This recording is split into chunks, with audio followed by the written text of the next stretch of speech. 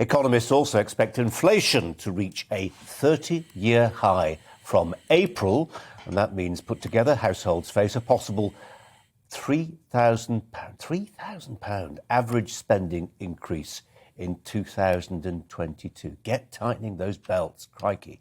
The news comes as the Resolution Foundation think tank yesterday warned that more than a quarter of families will be driven into what it describes as fuel poverty in April when energy prices rise. Well, joining me, the Conservative MP for South Thanet, that is Craig Mackinlay. Craig Mackinlay, thanks ever so much for joining us this afternoon. Appreciate your time.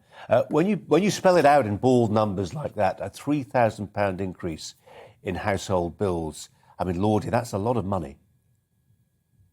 It most certainly is. I don't think we've seen this level of inflation hitting households, probably on the energy side of things, since the 1973 oil crisis. But we have to sort of think this is in two phases. It's the here and now problem. We've got a here and now problem of a price rise that we've never seen before. Probably 50% is estimated coming our way on the 1st of April.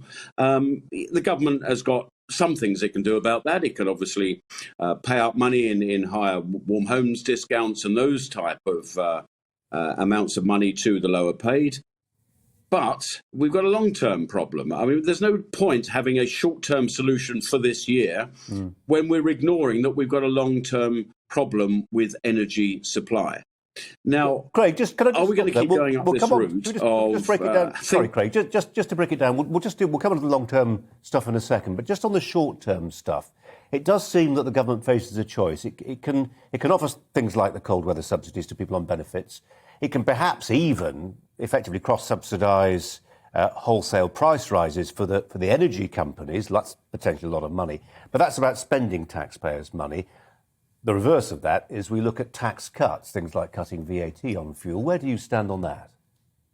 Oh, no, I've been supporting the cut of VAT on fuel for a couple of reasons. Number one, it's fairly easy to do. It's very understandable. And, of course, it's a Brexit dividend, and we haven't seen, in my view, enough of those thus far.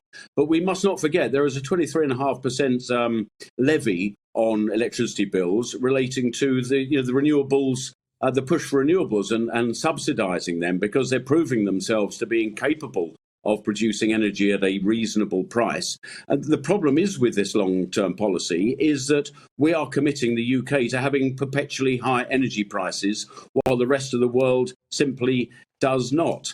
But yeah, the government has got very limited ammunition this time round.